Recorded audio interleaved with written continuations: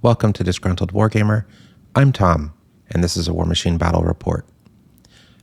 I brought Madrak to a local steamroller tournament a few weeks ago.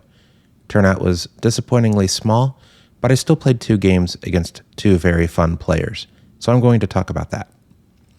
Madrak's army has a simple plan. Jam with units, hit with war beasts. Expect half the army to die right away, and power through with the other half. Only bringing one leader and not knowing how the local meta has evolved in the past few months means bringing a mixed arms list. Scattergunners provide some ranged output and Finblades bring swords. Finblades are my favorite unit with Madrak. He really increases their damage output. I would normally bring more of these warriors, but I leaned into war beasts because I haven't played the Blitzer or Pyre Troll and I like them both. First game was against Protector of Menoth, Final Interdiction. My opponent played Krios. The Resnick list with Carver and Judicator also looks interesting, but maybe he decided against it due to the amount of war beasts in my army. Here is a table setup. It starts with a small hill with very gradually sloped sides to accommodate models. The cart here is scatter terrain, craters, which are always difficult for models to stand in, but these look nicer than mine. Then we have a Khador ammo locker providing way too much elevation. We have another hill, not one of mine, you can tell because the slope is too much for the models to stand on. And a cart donated by another player, I think, with some craters nearby from the same set.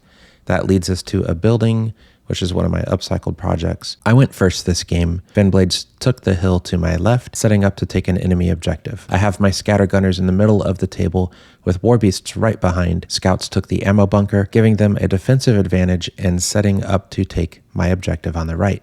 The Protectorate army also runs forward, screening their large tower structure, and likewise jamming the center of the board. His cavalry swings far to the right around the building, but he neglects the objective to his left. Finblades jam the cavalry. My intent is to steal the objective. In the center, scattergunners fire their guns, slowly removing enemy troopers.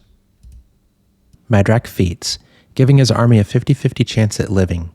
And most of my army is in his control range, but he is exposed and in a dangerous position. Fortunately, my opponent did not capitalize on that. However, Ghostly allows this impossible move, which I didn't see coming. He charged through my scattergunners, killing one, and removes my dire troll, Mauler. He also manages to kill he almost killed a Blitzer, which I didn't expect.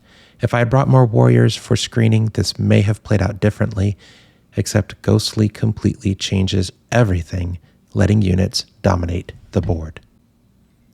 James is outclassing me in terms of positioning. He is taking advantage of his unit's flexibility in ways I failed to anticipate. His practice in and my absence from the game shows how skill-based this game truly is. His cavalry removes Finblades that I believed had locked in the corner, and he removes my Pyre Troll. The game doesn't look good to me just by looking at the model count.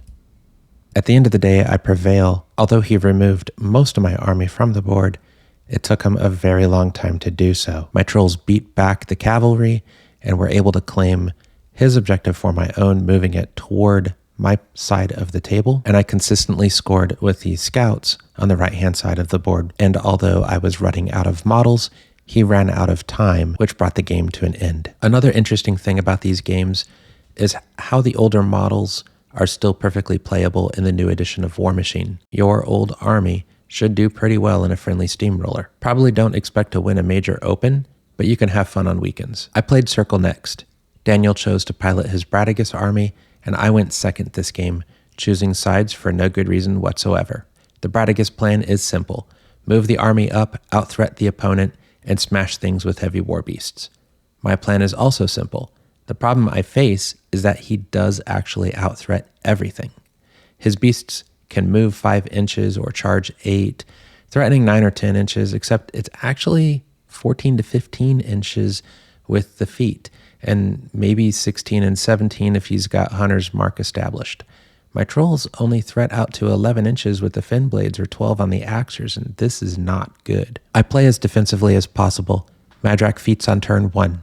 The feat doesn't help much. It's just too much output for my army. I lose most of the warriors. A Mauler, a Blitzer, and an Axer fall as well. Without any mitigating spells increasing armor beyond 20, we just don't have the standing power. I'm able to retaliate against his 3 heavies in the middle of the table on the next turn, but he takes out my remaining heavy, and he screens Bradigus with his stones. I take my time coming up with a plan.